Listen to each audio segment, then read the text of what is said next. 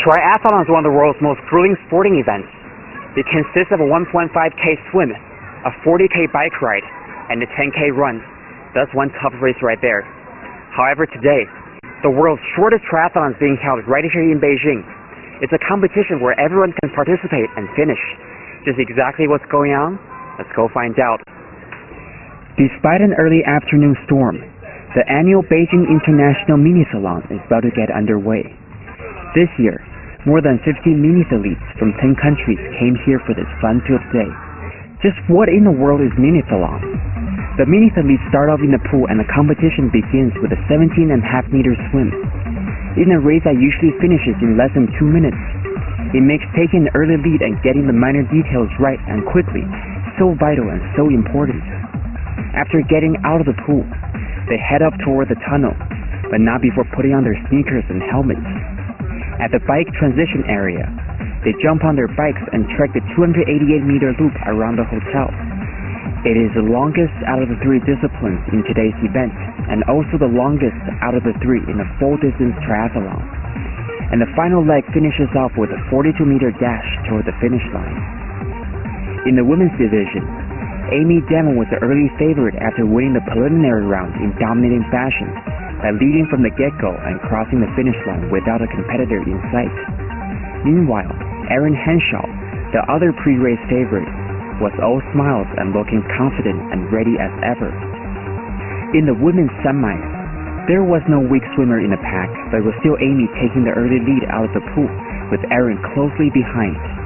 After the biking portion of the race, Amy maintained her lead as she sprinted toward the finish, and Erin ran into a bit of trouble, but was able to hold off for a third-place finish, still good enough to book her place in the final. In the men's competition, it was Li Jian and the 6'6" Chris Birdie hailing from Calgary, Canada, being the 2 favorites. They both won their qualifying rounds with the second-place finisher nowhere to be seen. Then in the first of the 2 semifinals, the 2 favorites were drawn in the same heat, while Li Jian got the better out of Chris in the pool and jumped up to an early lead on the biking portion of the race. However, that didn't last for long as Chris redeemed himself on the final sprint and advanced to the final as a group winner, while Li Jian got second. But it seems like finishing second was part of Li Jian's battle plan. The key is don't give it all during the qualifying rounds. Spare just enough to make it to the finals and then go all out in the final race. In the second semifinal race, we witnessed a tense battle for the chance to advance, as William Wang was in the lead after the biking leg, but slowed down and fell as he dashed toward the finish. He quickly got up and limped home with only 1 shoe on, but he missed out qualifying for the finals. Now back in the women's final, the 2 odds-on favorites had different mindsets. A little bit nervous.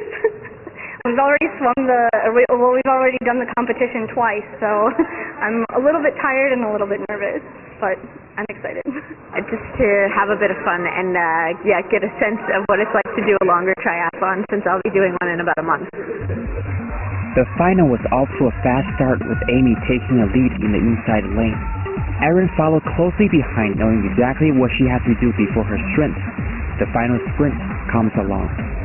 Meanwhile, I took the camera off the tripod. As the miniathletes sprinted toward their bikes, I made my own sprint toward the racetrack and made it there just in time to see Erin and Amy going nose for nose at the halfway point of the race. And Erin indeed showed her prowess as a runner and took the lead in the final stretch. She took home first place while Amy could only settle for a disappointing second. During the men's final, the competition was even more fierce. Li Jian and Chris won 1-2 out of the tank, and stayed in that order during the bike portion.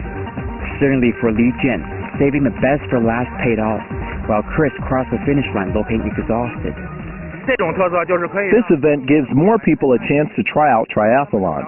Although this is a miniature version, it still has all the disciplines of an actual triathlon. Opportunities like this will let more people get into the sport. While all these competitors can tell their friends that they completed a triathlon, but just make sure to leave out the details. Reporting for East West Sports on BON, I'm Howard Pan.